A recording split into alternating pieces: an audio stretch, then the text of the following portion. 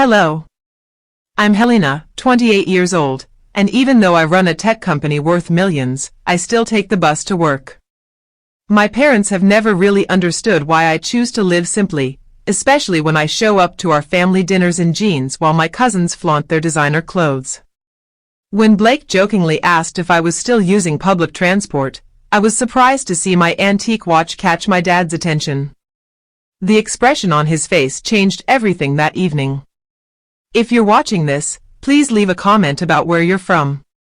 Don't forget to hit that like button and subscribe to find out how I managed to silence a room full of relatives obsessed with status with just a flick of my wrist. Growing up as the daughter of Thomas and Eleanor Hayes meant I attended prestigious private schools, vacationed in the Hamptons, and had every material advantage a child could wish for. My father built his real estate empire from the ground up, transforming a small inheritance into a fortune through hard work and business acumen. My mother came from a wealthy background, with her family name gracing buildings all over Manhattan. They gave me every opportunity, but they also taught me the value of forging my own path in life. Unlike my cousins, who were happy to rely on family wealth and connections, I was determined to create something meaningful on my own terms. After graduating from Harvard Business School, I shocked everyone by turning down a six-figure job offer at my father's company. Instead, I took an entry-level role at a struggling tech startup. My father was puzzled but supportive, while my mother was heartbroken, convinced I was wasting my potential. My cousins, especially Blake, thought I had lost my mind. "You could be driving a Porsche by next year if you worked for Uncle Thomas," Blake said when I shared my decision. "Instead, you'll be making coffee for some nerds who will likely go bankrupt in 6 months." I simply smiled and told him that there are more important things in life than driving a Porsche. He gazed at me as if I had spoken in a foreign tongue. The startup was everything I had dreamed of. It was fast-paced, innovative, and filled with brilliant minds collaborating to create something groundbreaking. I flourished in that atmosphere, quickly advancing to the position of product manager within 18 months. That's where I met Victor, a 65-year-old seasoned entrepreneur who acted as our company advisor. Victor became the mentor I desperately needed. While my father had educated me about business in theory, Victor demonstrated its practical application in the tech industry. He was intelligent, kind, and completely unfazed by status symbols, despite his vast wealth. He drove a decade-old Toyota, wore the same 3 sweaters on repeat, and resided in a humble home. Nevertheless, he had established 3 unicorn startups and was highly regarded throughout Silicon Valley. "True wealth is invisible," he once told me. "The moment you need to show people how successful you are, you have already failed at understanding what success means." I absorbed his philosophy like a sponge. When our startup was acquired by a tech giant 2 years later, I utilized my buyout funds to launch my own company, Klein Dynamics, naming it in honor of Victor. He was moved by the gesture and became my first investor and board member. The initial 2 years were grueling. I worked 18-hour days, lived in a tiny studio apartment, and reinvested every penny back into the company. I created a platform that enabled small businesses to compete with corporate giants through data analysis and targeted marketing strategies. The potential was immense, but the early days were riddled with challenges, failed pitches, and dwindling resources. Throughout it all, Victor remained by my side. When other investors became anxious, he stayed composed. When I questioned my abilities, he reminded me of my vision. And when I was on the verge of giving up, he showed up at my apartment with takeout and shared stories of his own early failures. On my 17th birthday, after a particularly challenging quarter that still showed encouraging metrics, Victor gifted me a small box. "This has accompanied me through 3 companies, 2 market downturns, and 1 very public failure," he remarked. "Now it should belong to you." Inside was his watch. It wasn't flashy or overtly expensive, but it exuded elegance in its simplicity. A Victor original from the limited collection he crafted as a side project before gaining fame in tech. I recognized it instantly from articles I had read about him, yet I was unaware of its true worth. Victor, I can't accept this, I objected. This is worth more than my company, he chuckled. Right now, maybe, but not for long, he said as he fastened it around my wrist. Promise me you'll wear it when you need to remember your value, not what others perceive it to be. 3 months later, Victor unexpectedly passed away from a heart attack. I was heartbroken. The watch became my most cherished possession, not for its financial worth, but because it linked me to him. I wore it daily as I steered the company through its growth phase without his support. In the years following his death, client dynamics had skyrocketed. We landed major clients, expanded to 3 international offices, and were featured in every significant tech publication. I was named to the Forbes 30 Under 30 list, and acquisition offers began flooding in. Throughout it all, I upheld Victor's philosophy of understated success. I still resided in my modest apartment, although I had upgraded to a 1-bedroom. I continued to use public transportation and avoided the limelight whenever I could. My extended family remained largely oblivious to my achievements. They knew I had launched my own company, but I never talked about its growth during family gatherings, preferring to listen to my cousins brag about their latest acquisitions instead. My parents respected my privacy, though my father occasionally checked my company's public filings and seemed increasingly impressed by what he discovered. The yearly Hayes family dinner is a tradition that began with my grandparents and has been carried on by my father and his brother, my Uncle Henry. It takes place at my parents' estate in Connecticut, a grand mansion that has appeared in architectural publications. Each year, the whole extended family comes together to eat, drink, and inevitably discuss their accomplishments and possessions. Uncle Henry, my father's younger sibling, has always had a competitive relationship with him. While my father amassed his wealth through diligent work and calculated risks, Uncle Henry entered into wealth through marriage and leveraged his connections to secure a high-ranking role at a well-respected financial firm. Their children embody their parents' values. My cousins, led by Blake, gauge success by the brands they flaunt and the cars they drive. Family dinners have turned into displays of their latest status symbols. As I got ready for this year's dinner, I reflected on Victor and what he might say about my worries regarding facing my family. I could almost hear his soft laughter and his words of wisdom. Let them flaunt their Porsches. You are creating something enduring. With that thought, I chose my usual outfit, dark jeans, a plain white blouse, minimal makeup, and Victor's watch. I called an Uber and made my way to Connecticut, prepared to face another night of subtle and overt judgment. The Uber driver whistled softly as we drove through the ornate iron gates of my parents' estate. Nice place, he remarked, steering along the long, winding driveway flanked by perfectly trimmed topiaries.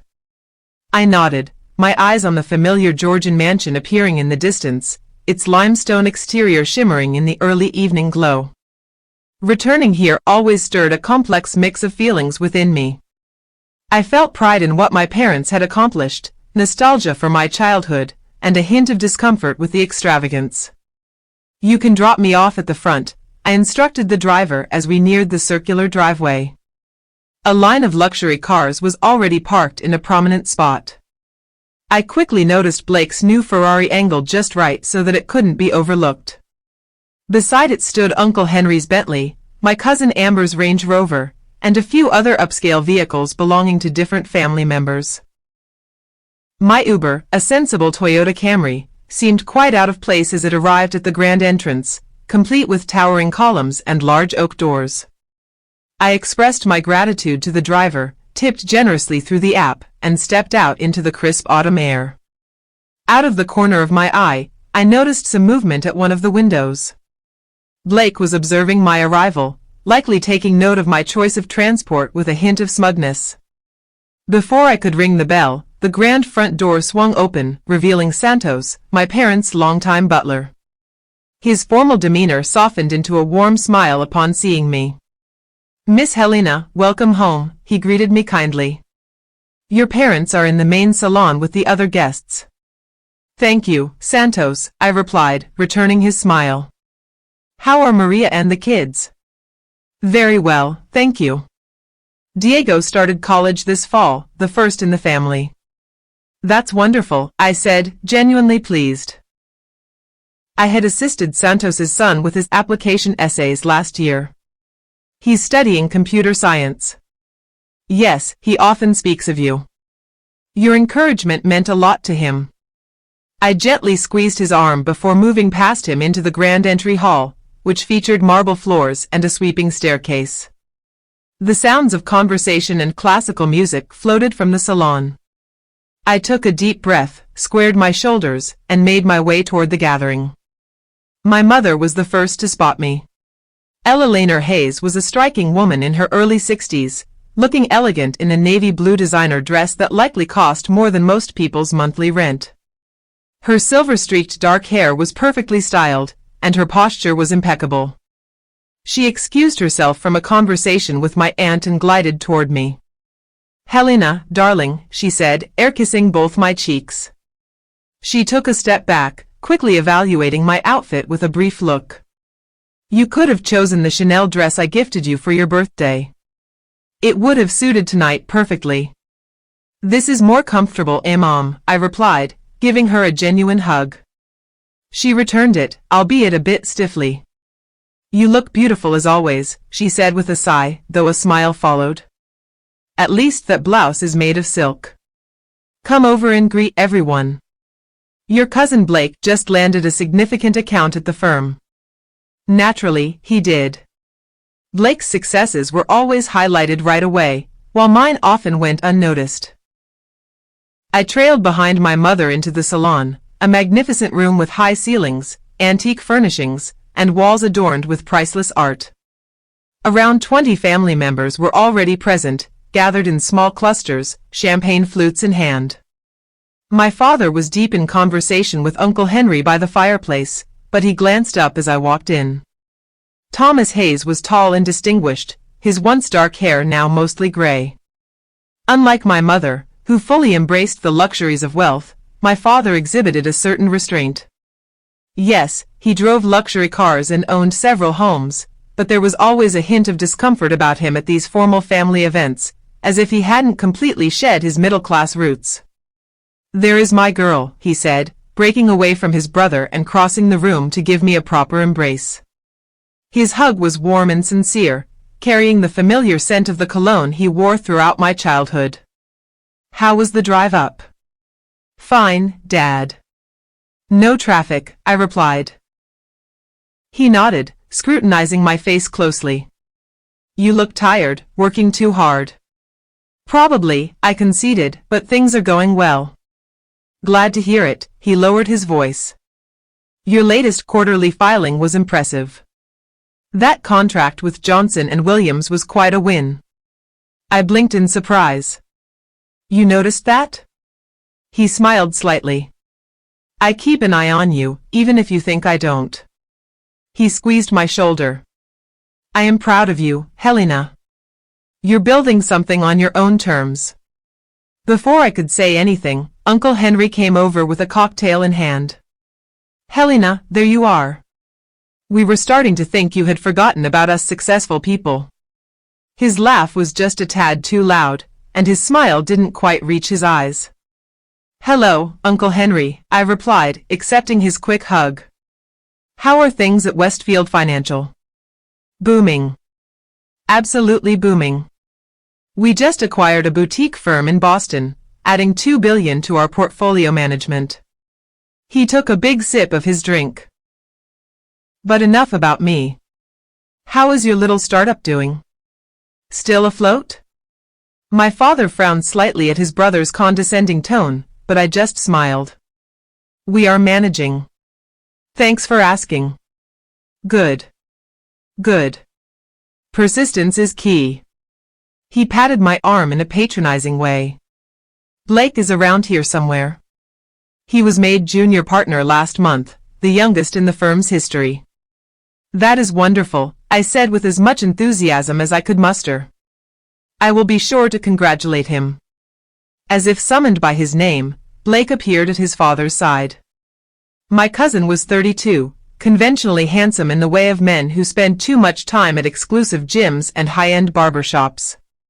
His suit was clearly custom-made, and his watch was ostentatiously diamond-encrusted. "Cousin Helena," he said, air-kissing near my cheek. "Love the simple look. Very authentic." "Blake's," I responded with a nod. "Congratulations on making junior partner." He adjusted his already straight tie. "Thanks. The Ferrari outside is my celebration gift to myself. 0 to 60 in under 3 seconds. Impressive, I said, though I couldn't have cared less.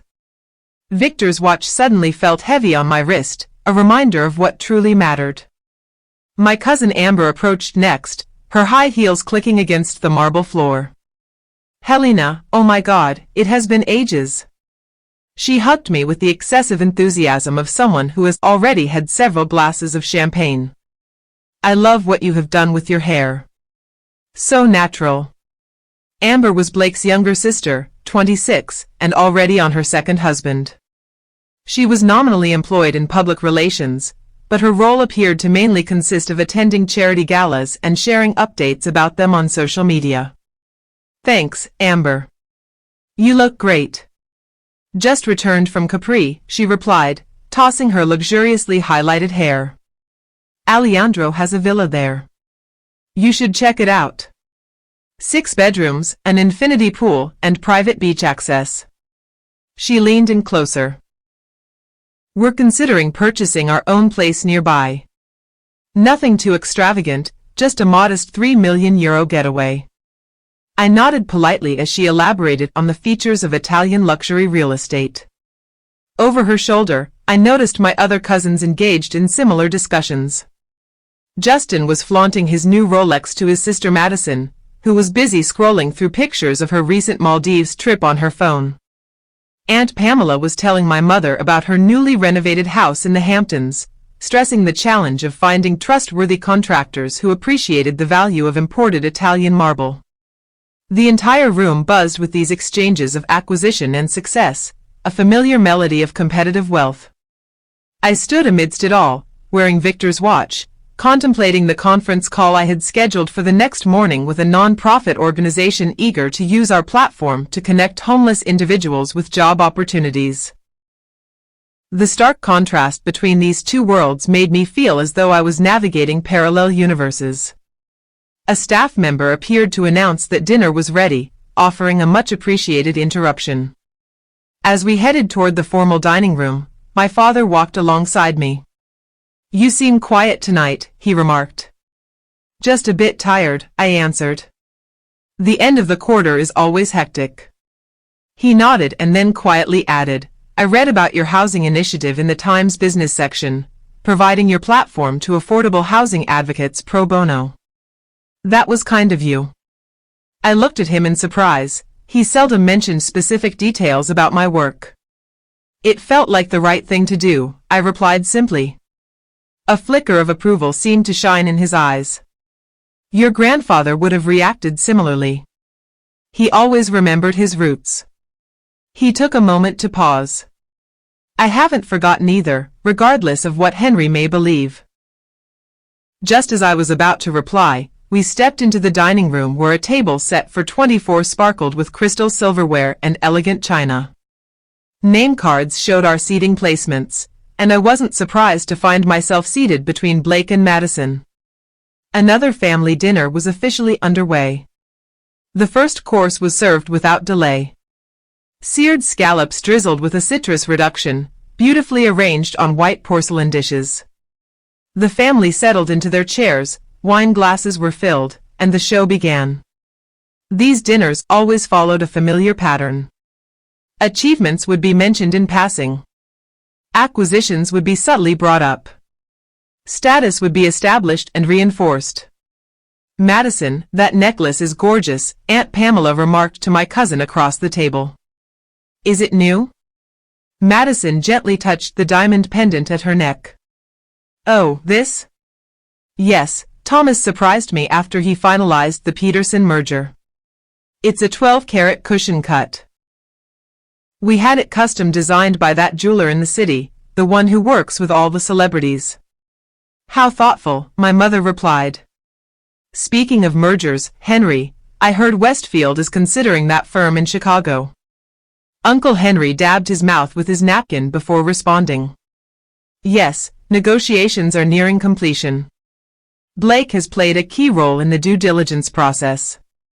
All eyes shifted to Blake, who wore a modest expression that seemed rehearsed, saying, "Just doing my job." But the acquisition will increase our annual revenue by about 30%. We're also looking to expand our presence in the Pacific Rim next. Uncle Henry continued, Blake has always had a knack for business. He gets that from me, of course. My father raised an eyebrow but chose to remain silent, sipping his wine instead. I was aware that he was reflecting on how Uncle Henry had almost driven his first investment firm to bankruptcy before he married into the Westfield family and secured a senior role at his father-in-law's company. "And Justin, dear, how is the new position at Goldman?" my mother inquired, shifting the focus to another cousin. Justin adjusted his tie, stating that it was both challenging and rewarding. "We just finalized a $4 billion deal with a Saudi investment group. I'll be flying to Riyadh next month on the company jet." The discussion flowed in this manner as the second course was served, roasted beet salad with goat cheese and candied walnuts. I sat quietly, answering direct questions but otherwise staying on the outskirts of the conversation. Blake, however, seemed intent on pulling me into the dialogue. "So, Helena," he said, swirling his pricey Bordeaux. "How is the entrepreneurial life treating you? Still working out of that co-working space downtown?" "Actually, we moved to our own offices last year," I responded, "in the Flatiron District." "Oh, that must be costly. Those rents are outrageous," he remarked. I nodded non-committally. "It works for us." "And how many employees do you have now?" he pressed. "Still just you and those two programmers," he noted. "We have expanded a bit." Blake shared a knowing glance with his father. "Well, startups are always a risk. 90% fail within the first year. The fact that you've lasted this long is quite impressive." "Thank you for the vote of confidence," I replied dryly. Aunt Pamela leaned in, her expression one of feigned concern. "Darling, you know, if you ever need assistance, the family is here for you. There's no shame in admitting when it's time to try something else. I'm sure your father could find a suitable position for you at Hayes Development." I felt a surge of irritation but maintained a neutral expression.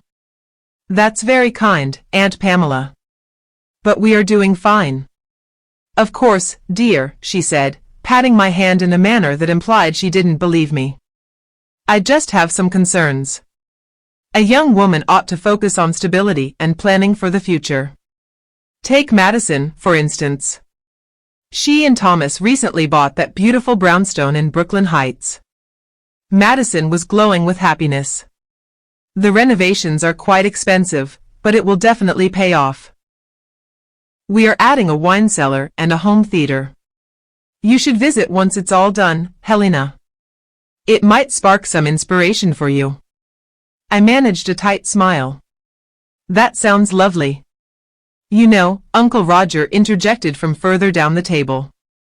"Entrepreneurship is great, but there's definitely something to be said for the security that comes with an established company."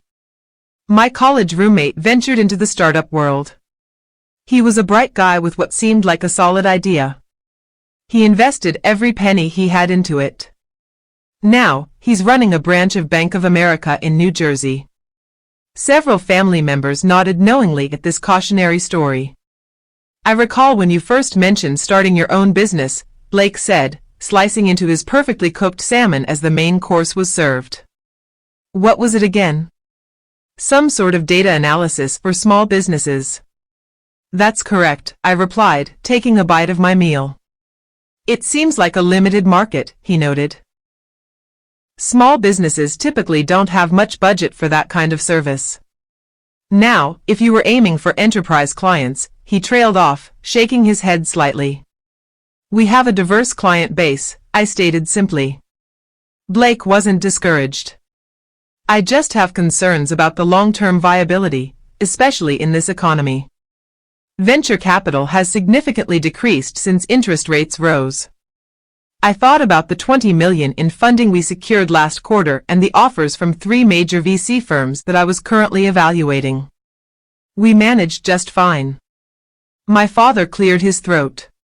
Helena's company is actually doing quite well. I've been impressed with their growth metrics. Blake looked taken aback but quickly regained his composure. Well, good for her. It's essential to pursue your passion, even if it requires some lifestyle changes. Madison immediately picked up on his tone. Absolutely, Helena, I truly admire your dedication to simplicity. It must feel so grounding to live like everyday people. I noticed my father watching me, his expression unreadable. My mother appeared uneasy, clearly caught between defending her daughter and preventing any sign of family discord at her carefully arranged dinner. I responded calmly, stating that there is dignity in living within one's means. This was something Victor always stressed. Victor? Uncle Henry inquired. Victor, I clarified. He was my mentor, and he passed away last year. Oh, the tech guy, Blake remarked dismissively. I read about him. Made a fortune in software or something, right? Lived like a pauper despite being worth billions. Quite eccentric. Hearing Victor described this way ignited a wave of anger within me, but I maintained my composure. He believed that true wealth should be measured by the impact one has, not by material possessions. Blake scoffed. Easy to say when you have billions in the bank.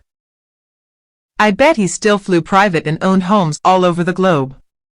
Actually, he flew commercial and had just one modest home in Palo Alto, I corrected him. He invested most of his wealth into his foundation for educational access. Well, to each their own, Blake shrugged. But there's nothing wrong with enjoying the fruits of your labor. Life is short. What's the point of success if you can't flaunt it a little? As the conversation shifted to Madison's upcoming trip to Paris, I felt the weight of Victor's watch on my wrist. I reflected on his quiet confidence, his genuine interest in people regardless of their status, and his belief that true success is measured by the lives you uplift, not the possessions you gather. The difference between his values and those being expressed around this table was striking. My daydream was interrupted by my cousin Amber, who was enthusiastically detailing her new Mercedes. The interior is completely customized. It took 3 months to get it just right. But when you're driving through the Hamptons, it's worth it to make the right impression. Blake nodded in agreement. Image is everything in our world. The right car, the right address, the right connections. It all signals your place in the hierarchy. He turned to me with a smile that did not reach his eyes. Speaking of which, Helena, I noticed you arrived by Uber today, still taking the bus around the city, too. The table fell momentarily silent, all eyes turning toward me. The question hung in the air, its condescension unmistakable. I saw my mother's embarrassed expression, my aunt's poorly concealed pity, my uncle's smug satisfaction at his son's pointed query. But it was my father's reaction that surprised me. His attention had shifted from Blake's face to my wrist, where Victor's watch was partially visible beneath the cuff of my blouse. His eyes widened slightly, his fork pausing halfway to his mouth. He was staring at the watch with an expression of stunned recognition. Blake, misinterpreting my father's reaction as embarrassment on my behalf, pressed his advantage. I mean, there is frugality, and then there is unnecessary suffering.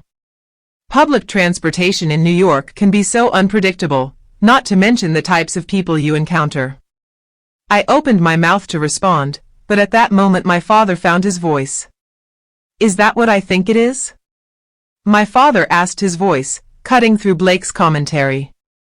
He was still staring at my wrist with an intensity that drew everyone's attention. I glanced down at Victor's watch, suddenly self-conscious. What do you mean? Your watch, he said, setting down his fork deliberately. May I see it? The table had gone silent. Blake looked confused by this unexpected interruption of his moment of triumph. I hesitated, then extended my arm across the table. My father leaned forward, examining the timepiece with growing amazement. "This is a Victor original," he said quietly. "From his limited first collection." Uncle Henry frowned. The tech entrepreneur who died last year, he made watches. Before he ventured into the tech industry, my father shared, "I'm still examining my watch." He started as a horologist, crafting a small collection of handmade timepieces before launching his first business. Only 50 pieces were ever produced. He glanced at me, his face showing a blend of surprise and newfound admiration. "How did you come to own this?" All attention shifted to me. The atmosphere at the table changed dramatically. Blake's previous teasing lingered awkwardly. "Victor gifted it to me," I replied simply. "Before he passed away, he was my mentor and an early backer of my company." My father leaned back in his chair. "Do you realize what this is worth?" I nodded. "I understand it's valuable, but that's not the reason I wear it."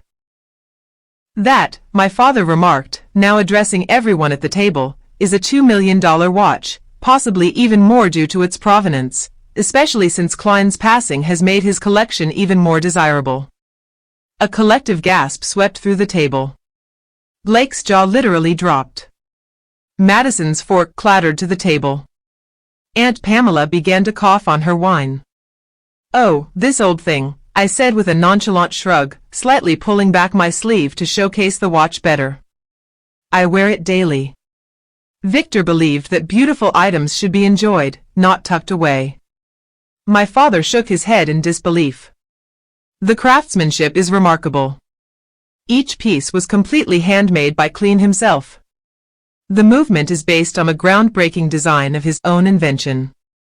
Collectors have been hunting for these for years. Most are held in private collections or museums." Uncle Henry was now gazing at the watch with renewed interest. $2 million on your wrist. You ought to get that insured, Helena."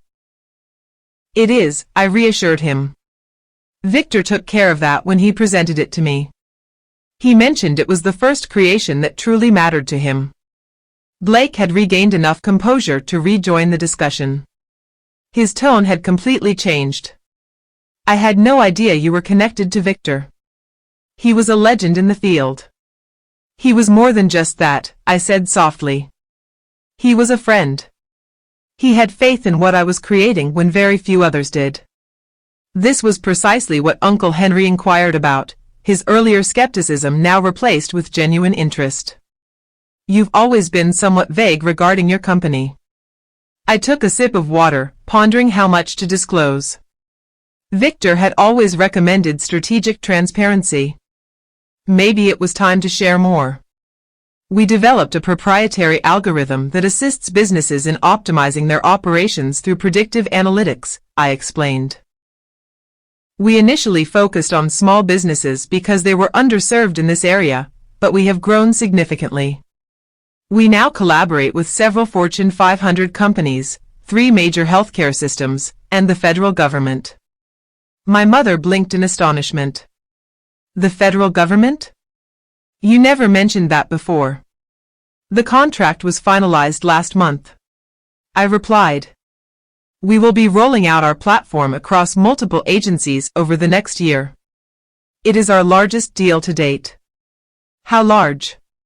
Blake asked, unable to hold back his curiosity. I met his gaze squarely.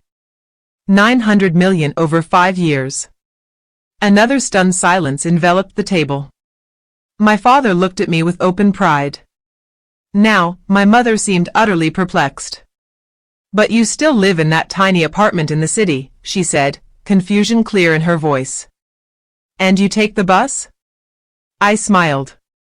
"I enjoy my apartment. It's close to our offices, and I can walk to my favorite coffee shop. As for public transport, it's efficient and better for the environment." Victor took the bus every day of his life, even after he became a billionaire. "A true Klein disciple," my father murmured, looking at me with newfound understanding. Blake was struggling to reconcile this new information with his previous view of me. So your company is successful then? I nodded. Very much so. We are currently valued at $1.88 billion after our last funding round. I maintain majority ownership. Uncle Henry choked on his drink, and Aunt Pamela's eyes widened to an almost comical extent. Madison was typing furiously on her phone, likely looking up details about my company. You're a billionaire? Blake asked, astonished. On paper, potentially, I explained. Most of my wealth is linked to the company's valuation. I take a reasonable salary and live within my means. But why keep it a secret? Amber inquired, genuinely confused. If I had that level of success, everyone would know about it. I thought of Victor and his quiet confidence, his lack of interest in impressing others. True success isn't defined by others' opinions of you, but by the impact you make and the problems you solve. Our platform has supported thousands of small businesses in surviving and thriving. It has improved healthcare delivery in underserved areas. That is more significant than the valuation. My father nodded slowly. Klein's philosophy, focus on the work, not the rewards. I always respected that about him. Blake seemed unable to grasp this new information. His entire perspective, which had placed me at the bottom of the family hierarchy, had been turned upside down in just a few minutes. But the clothes you wear, the way you live, are choices. I completed his thought. Just as your choices reflect your values, Victor taught me that we show our true selves not through our words, but through our priorities. The dinner went on, but the atmosphere had shifted dramatically. Family members who had barely acknowledged me before were now seeking reasons to engage in conversation. Questions about my company, about Victor, about my future plans came from all sides. Throughout it all, I kept my calm demeanor, either boasting about this change nor indulging in their suddenly increased interest. As dessert was being served, Blake leaned closer, his voice low enough for only me to hear. I owe you an apology, Helena. I have been condescending and rude. I assumed that because you didn't flaunt your success, you had none to show. I observed him for a moment, looking beyond the pricey suit, and honed my charm to the insecurity lurking beneath. Success holds different meanings for various individuals, Blake. I don't judge your decisions. I would appreciate the same respect in return. He nodded, appearing somewhat humbled. The watch is truly remarkable. Clean must have held you in high regard. I gently touched the timepiece. It serves as a daily reminder of what truly matters. Not its worth, but what it signifies. Craftsmanship, integrity, and the creation of something meaningful that endures. As I spoke these words, I noticed my father watching me from across the table, a contemplative look on his face. For perhaps the first time, he was seeing me not as his little girl in need of protection or guidance, but as a woman who had carved her own path and achieved success on her own terms. In that moment of acknowledgement, I felt a shift between us, a new foundation of mutual respect beginning to form. The watch that had once been Victor's quiet companion was now narrating my story, unveiling truths I had kept concealed, not out of shame, but from a desire to be appreciated for who I am rather than what I possess. As the evening went on, I found myself thankful for its subtle presence on my wrist, a tangible link to the mentor who had influenced not only my business philosophy but my approach to life itself. As the dinner plates were cleared and coffee was poured, the conversation naturally returned to my watch and its former owner, Uncle Henry, who had been unusually silent for the last few minutes, finally expressed what many were clearly pondering. I still can't comprehend that Victor was your mentor, he remarked, stirring cream into his coffee. He was notoriously choosy about his time and investments. How did that relationship come to be?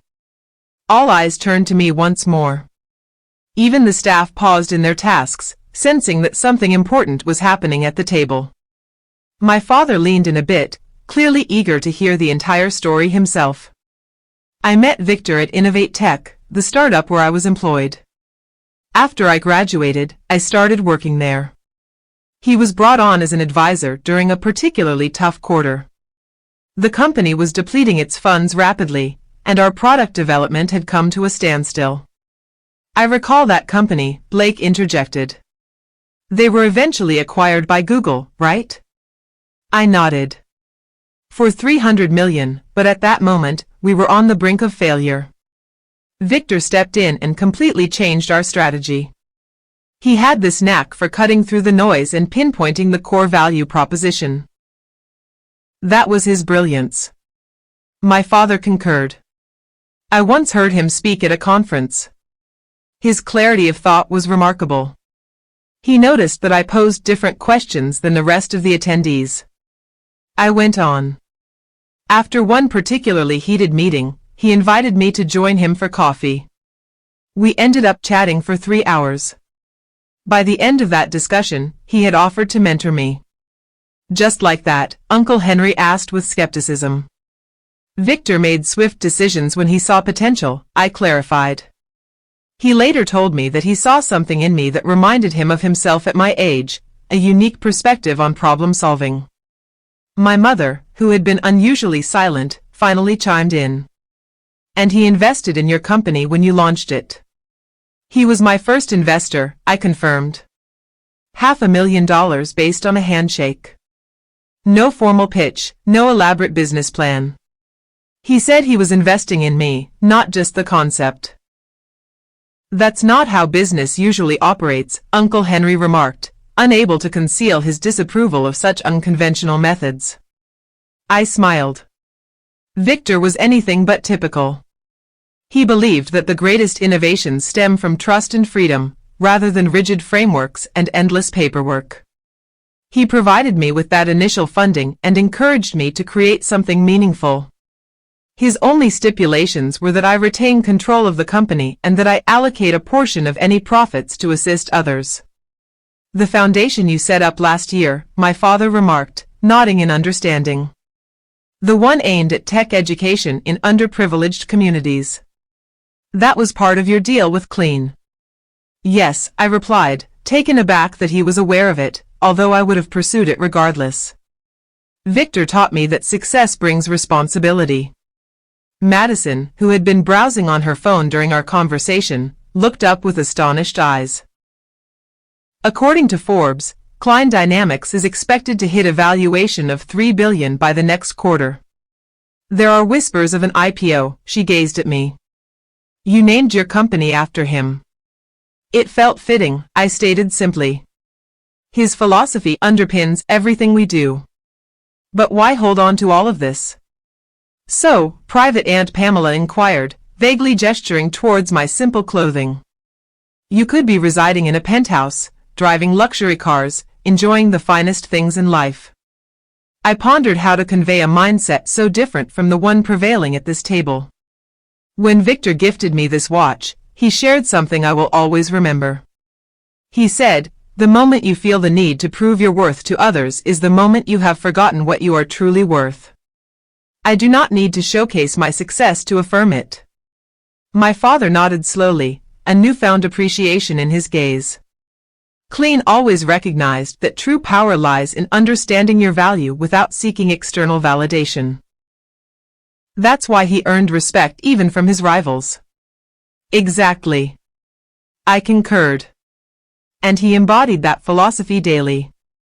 The most significant lessons he imparted to me had nothing to do with business tactics or technology.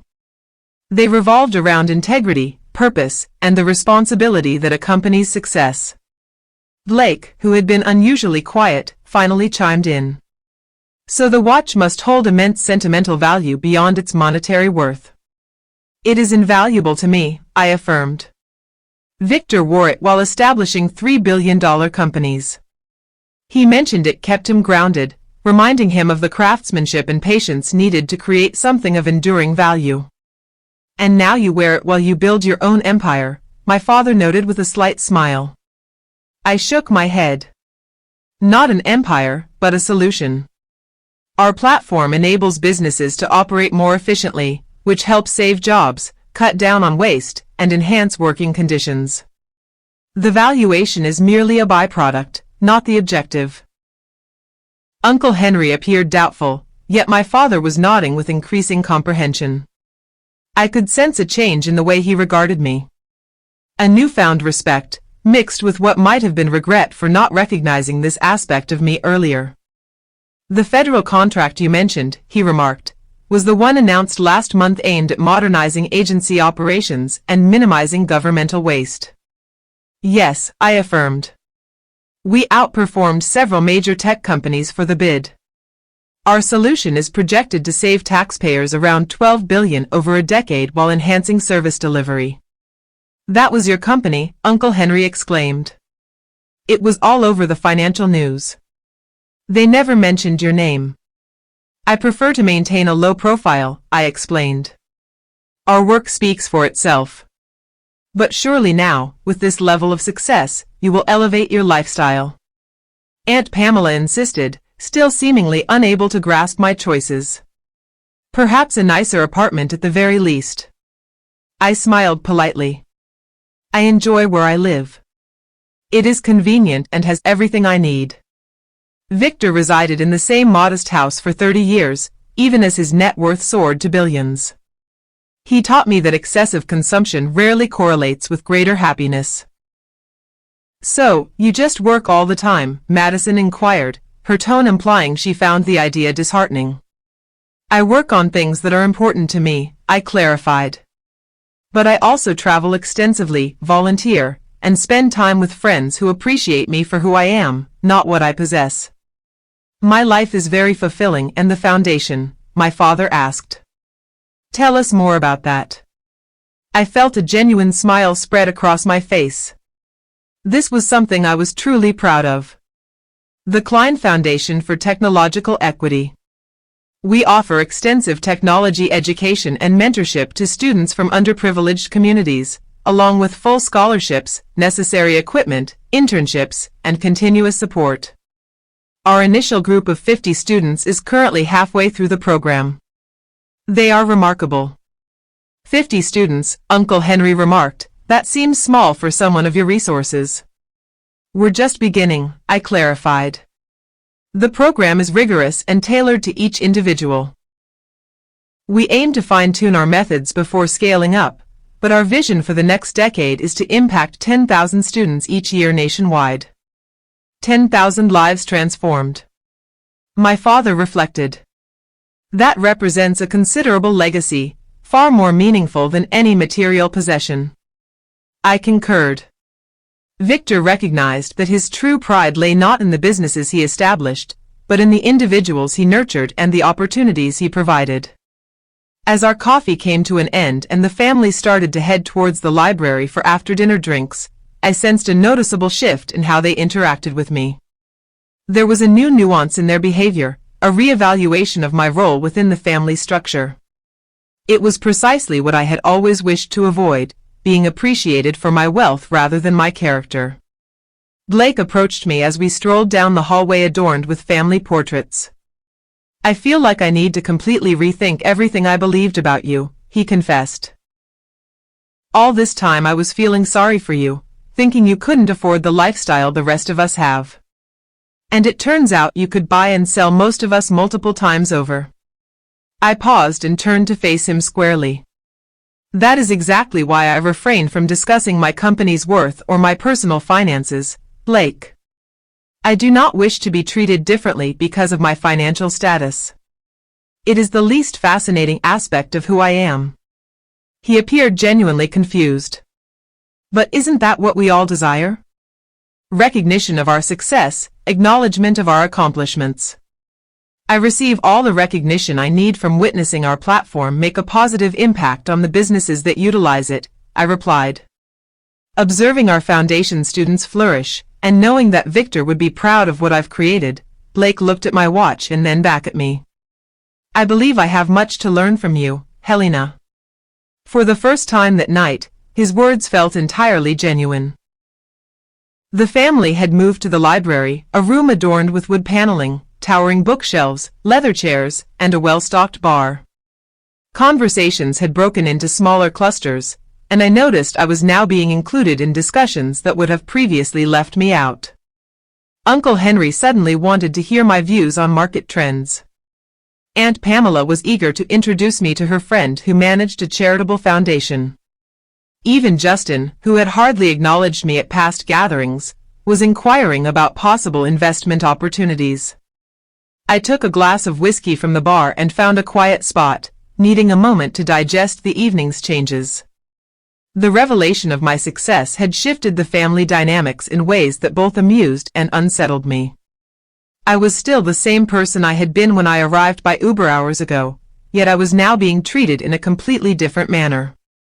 "Quite a performance," my father remarked, appearing next to me with his own drink. "Mind if I join you?" I motioned to the empty chair beside me. "Please do."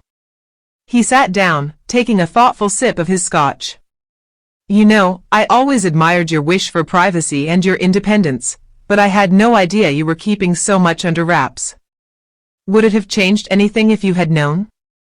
I inquired. He pondered this for a moment. "I have always been proud of you, Helena, but I might have been able to shield you from some of the family's condescension more effectively." "I can manage condescension," I reassured him. "It's the abrupt change in treatment now that they are aware of the company valuation that troubles me more." My father nodded, instantly grasping the burden of wealth. People often focus on the money rather than the individual. This is why I've always been wary of new friends who show up after business deals are made public. Victor faced a similar issue. I mentioned this to him once, and he shared that he could count on one hand the number of people who genuinely understood him, not just his financial status. "He seems like an incredible mentor." My father pondered over his drink. "I regret not having taken the time to know him better. We would occasionally cross paths at conferences, but we never engaged in a meaningful conversation." "You would have appreciated him," I remarked. "He was brilliant yet humble, completely genuine, just like his protégé," my father noted with a slight smile. "You know, as I watched you tonight, I saw so much of my younger self in you. The drive to create something significant, to be evaluated based on merit rather than background. This caught me off guard." My father always appeared at ease with his wealth and the privileges it brought. "Really? But you seem to embrace all of this." I gestured around at the lavish room. He laughed. "Your mother embraces it. I merely tolerate it because it brings her joy. But between us, I would be perfectly happy in a space a quarter of this size." He leaned in closer. "Why do you think I spend so much time at the office or the fishing cabin in Vermont?" "All of this," he waved his hand. "It was never my motivation." "I had no clue," I confessed. "It seems we share that trait, the ability to keep our true selves somewhat concealed." He took another sip of his drink. "Although perhaps we have both excelled at it. I should have recognized what you were building. I should have acknowledged your accomplishments sooner." "You noticed enough," I reassured him. "You reviewed those quarterly filings, it seems." He smiled. "Professional curiosity at first, then genuine admiration as I realized what you were achieving, but I respected your privacy and your wish to succeed on your own terms. I didn't want to intrude." "I truly appreciated that," I said sincerely. "It meant everything to me to establish this on my own terms." My father's demeanor turned serious. "The watch. It truly was Klein's personal timepiece." I nodded, extending my wrist so he could see it again in the warm glow of the library. "He gifted it to me on my 17th birthday, saying it had been with him through everything, and now it should be with me." My father examined it with expert eyes, noting the extraordinary craftsmanship. I had heard whispers about his collection, but few pieces have ever been photographed or documented. Most were given to close friends or family, never sold. I told him that he made this one himself from scratch, spending 2 years perfecting the movement while launching his first tech company. He mentioned that it taught him patience and precision, values that have served him well. Clearly, my father looked from the watch to me, and now they serve you. Our conversation was interrupted when Blake approached, his demeanor noticeably more humble than earlier in the evening. "Excuse me, Uncle Thomas." May I borrow Helena for a moment? My father glanced at me.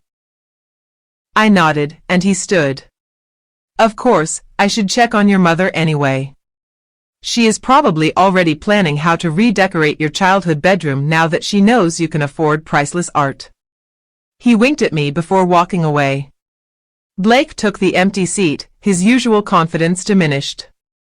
I wanted to properly apologize, Helena. My behavior tonight, and honestly, at every family gathering for years has been inexcusable. I studied him, trying to gauge his sincerity. Apology accepted. But I am curious about what exactly you are apologizing for. He seemed taken aback for treating you as if you were less successful, less accomplished than me, for the comments about the bus, your lifestyle choices, all of it. And if my company was worth $10,000 instead of nearly $2 billion, would you still be apologizing? I asked mildly. Blake had the grace to look embarrassed. That is a fair question. It is the only question that matters, I pointed out, because if you are only sorry because you discovered I am wealthier than you imagined, then you have missed the entire point. He paused for a moment, truly contemplating my words. You're right, he eventually confessed. I've been evaluating success and people using all the wrong criteria. It's how I was brought up, but that's no justification. It's never too late to reassess your values, I told him, my voice softening. Victor was 40 when he had his revelation about wealth and status. It completely changed his outlook on life and business. I'd love to learn more about him sometime, Blake remarked, about his philosophy. If you're open to sharing, I'd appreciate it. I said, somewhat taken aback by his sincere interest. As Blake took his leave, my mother came over, looking a bit flustered. Helena, sweetheart, I feel truly awful about all the little remarks I've made over the years regarding your apartment, your clothing, your lifestyle choices. She sat down next to me, holding my hands. If I had known about your success. Mom, I gently interrupted. That's precisely why I didn't tell you. I wanted you to embrace my choices for what they are, not because they carried a certain value. She appeared puzzled. But surely you realize that we only want what's best for you. To see you living below your means when you could have everything you desire. This is what I want, I reassured her. A meaningful business that addresses real issues. A foundation that provides opportunities for deserving students. A life centered on purpose rather than material possessions. But you could have both, she argued. Purpose and beautiful things. I touched Victor's watch. I have both. This is the most precious item I own, and I value it not for its market price, but for what it signifies. The same goes for my company, my foundation, and my relationships. My mother sighed, clearly still having difficulty grasping it. Well, at the very least, you must allow me to help you find a nicer apartment, something that suits your status. I couldn't help but chuckle. Some things remain constant. I love you, Mom, just the way you are, even when you attempt to redesign my life. She gave a reluctant smile. And I love you even when you stubbornly turn down perfectly fine Chanel dresses. As the evening came to a close, I found myself having more authentic conversations than I had at any prior family gathering. Some relatives were clearly still coming to terms with the news of my success, adjusting how they viewed me. Others appeared to be reevaluating their own ideas of what achievement means. And a few, like my father, were connecting with me on a deeper level, looking past both my intentional modesty and the company valuation to see the person I had become. When it was time to leave, I requested another Uber, turning down offers from several relatives to drive me to the city. My father accompanied me to the door while we waited for the car to arrive. You have given them all something to ponder tonight, he remarked. Myself included. That was never my aim, I replied. I simply wanted to be seen as a person, not a financial figure, whether positive or negative. He nodded thoughtfully. Victor Klein's most significant legacy may not be his businesses or even his watches, but the lessons he imparted about the true essence of success. He placed a hand on my shoulder.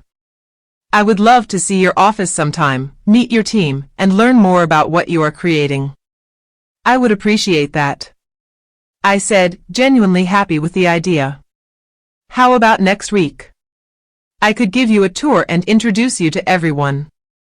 It's a plan, he agreed as my Uber arrived. And Helena, keep wearing that watch. It is exactly where it should be. As I settled into the back seat of the car, I looked down at Victor's timepiece, reflecting on how objects, like people, hold many layers. To most of my family, the watch had changed my status from a struggling entrepreneur to a serious contender in an instant of acknowledgement. To me, it has always been a link to a mentor who taught me that the true measure of success lies not in what you gather, but in what you give back. 3 weeks after that enlightening family dinner, I found myself in my office with a view of Madison Avenue.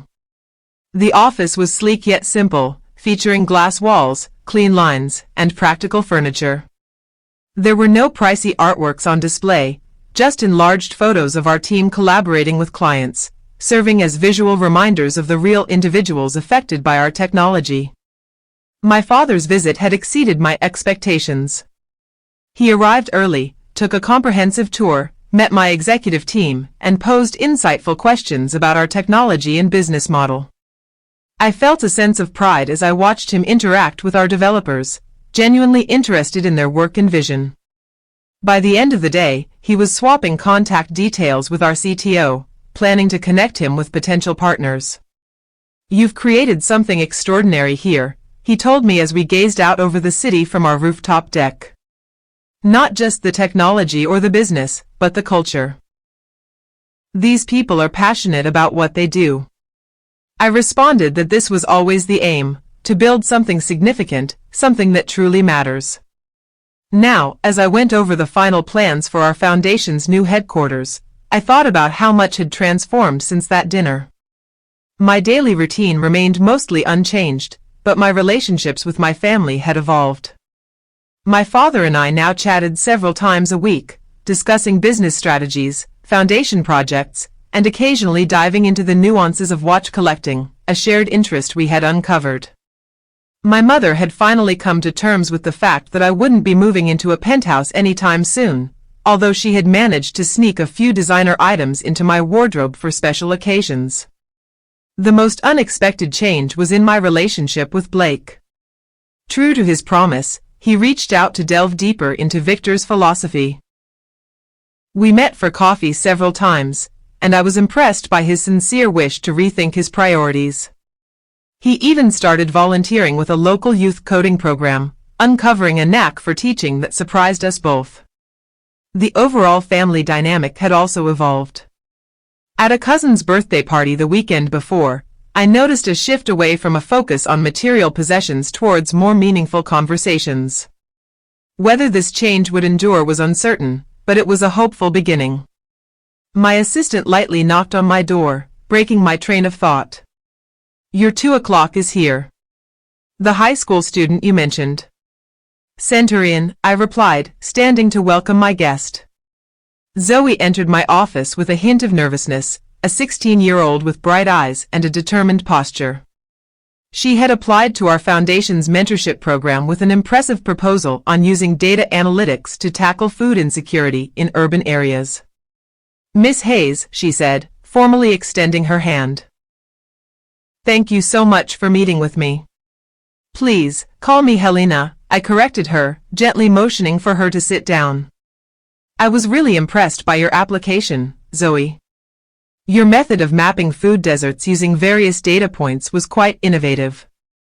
She visibly brightened at the compliment. "My family depends on food assistance programs, so I understand how difficult access can be. I want to develop solutions, not just highlight issues." As she shared her ideas, I was moved by her enthusiasm and clear sense of purpose. She reminded me of myself at her age, although she faced economic challenges I had never encountered. This was precisely the type of student Victor aimed to support, someone with the vision and determination to effect real change. "How would you feel about being the first participant in our new direct mentorship program?" I asked after she concluded her presentation. You would collaborate directly with our data science team for one afternoon each week, working on your project with expert guidance. There is a stipend available. Naturally, her eyes widened. Are you serious? That would change everything for me. Completely serious, I confirmed. Your idea has genuine potential. With the right support and resources, it could assist thousands of families. As we went over the details, I was aware of Victor's watch on my wrist, a physical reminder of the responsibility that comes with success.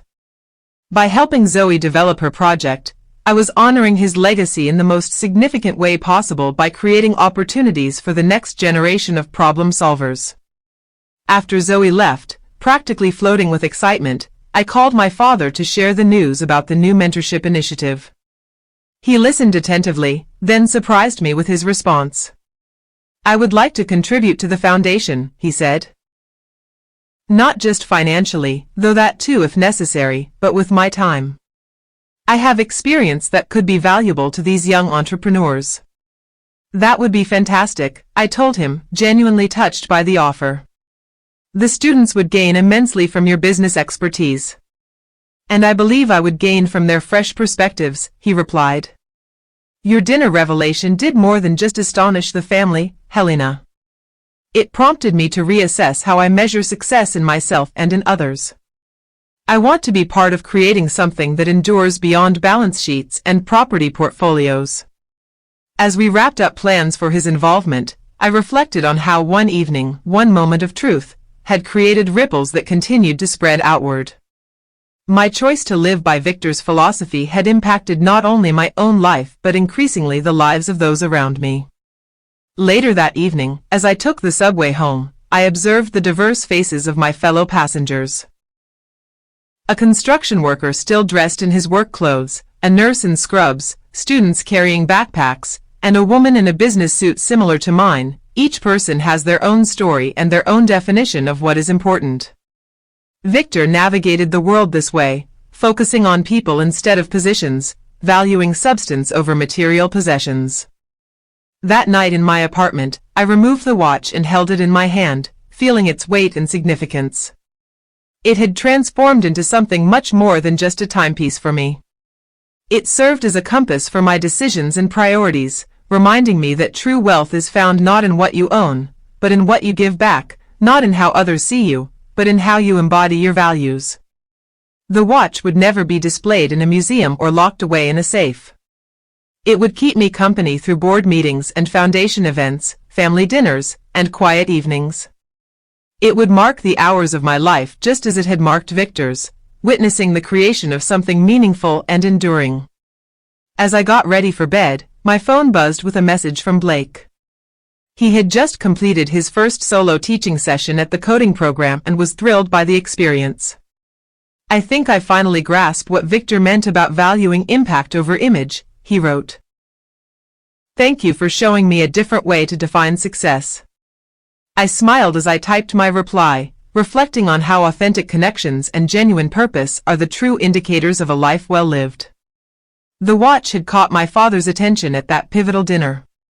But what truly mattered was the philosophy it embodied. The realization that our value is not defined by our wealth, but by our actions and their effects on others. Have you ever experienced a moment when something you owned revealed more about you than you expected? Or a time when others' perceptions of you shifted dramatically due to new insights? I would love to hear your stories in the comments below. If this journey towards genuine success struck a chord with you, I would appreciate it if you could like this video and subscribe to my channel for more tales about discovering real value in a world fixated on appearances. Keep in mind that the most valuable possessions we have are not defined by their monetary worth, but by the significance they carry in our hearts. Thank you for tuning in, and until we meet again, may you always recognize your true worth beyond any figure in your bank account.